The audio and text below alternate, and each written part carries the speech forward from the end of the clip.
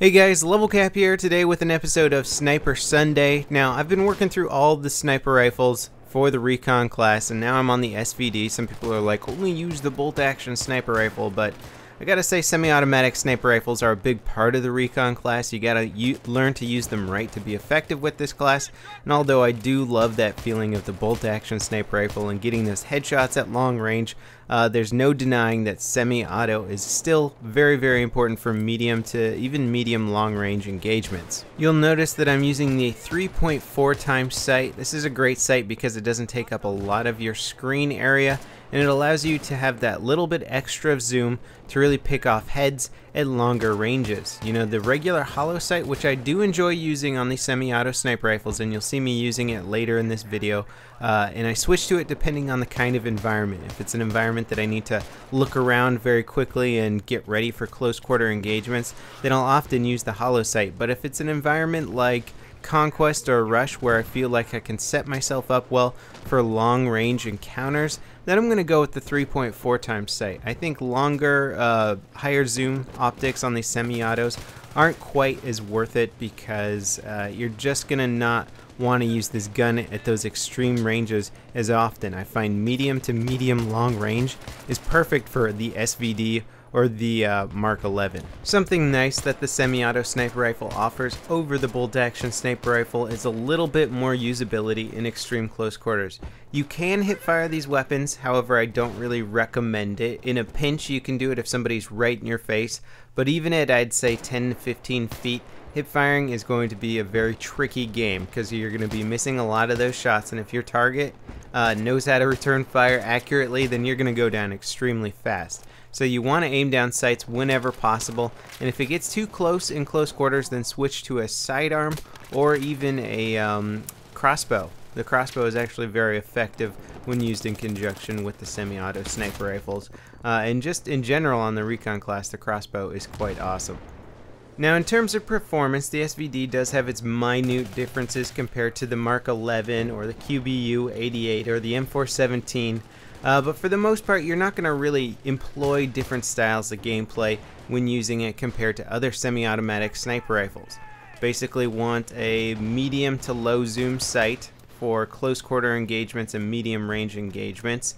You want good sidearms in case of close quarter engagements. And then in terms of deciding between using a tugs, MAV, or crossbow for your equipment, that all just depends on what kind of map you're playing, what sort of situation you're involved with.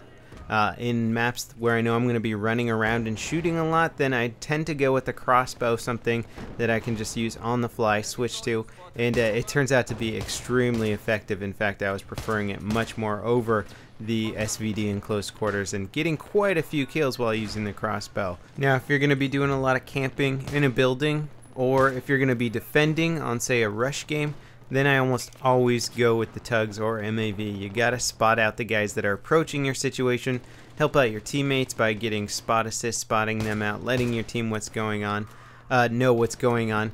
And one thing that I notice players aren't doing quite as much is just spotting the enemy in general. Whenever I see a target at long range, not only do I spot it to help me keep my crosshair on target, because it's very easy to follow a red triangle as it's moving around, as opposed to trying following the soldier as he's running behind bushes and trees and that sort of thing, but it allows your teammates to sort of engage on that kill as well. Sometimes I'll get a kill stolen from me because I spot a guy, I begin firing at him, maybe get 1 or 2 shots into him that doesn't result as a kill, and somebody else will pick up the kill and take him down. It's not really a big deal. Point wise, you pretty much get the same amount of points as long as you've actually hurt the player, because you get the suppression points, you get the kill assist, so you're actually making a lot of points anyway.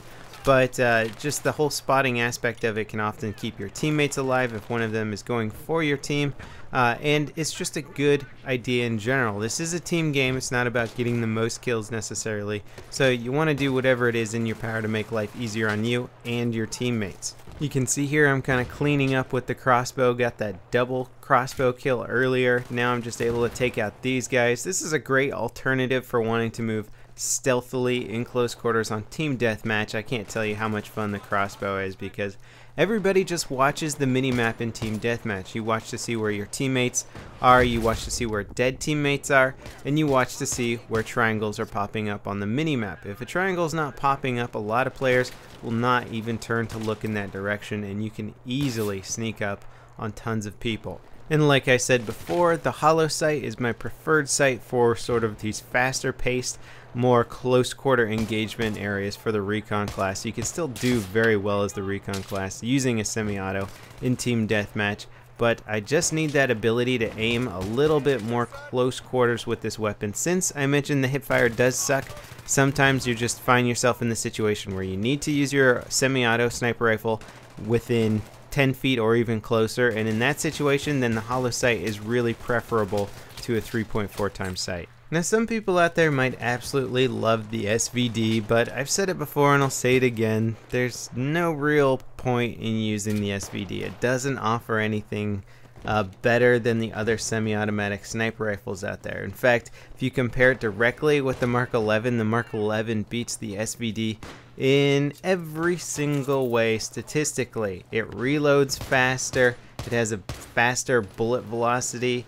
and then other than that, everything else is pretty much on par. So why use the SVD when another gun outperforms it in every single category? They just don't really give you a reason to use it, which is unfortunate, and I think kind of a failure on the part of DICE in doing some of their weapon balancing here. I think they should have done something more with the SVD to make it stand out a little bit and not just get completely dominated by other weapons.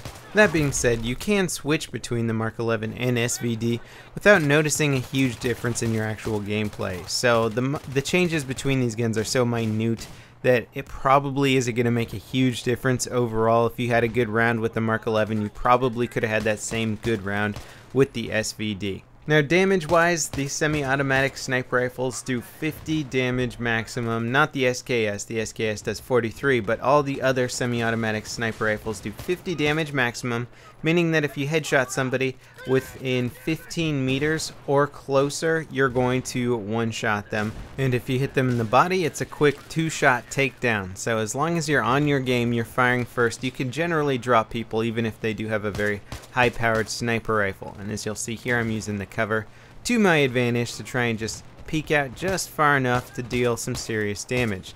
The nice thing about these semi-autos is that you can, at medium and longer ranges, out-damage assault rifles very easily. And not only can you out-damage the assault rifle, but you can basically take down one guy, switch to another guy without needing to reload. So you can take out 3, even 4 guys at medium to long range without needing to reload with this weapon, making it much more effective than assault rifles at those longer range engagements. Now, if semi-auto sniper rifles really seem to agree with you and you really like their style of gameplay, I recommend looking into the M39 EBR, the SKS, and the M417. Those are 3 of probably the best semi-auto sniper rifles. They all play a little bit differently, but they're some of your better options out there. If you like accuracy and precision though, the M39 EBR is a great selection compared to the SVD.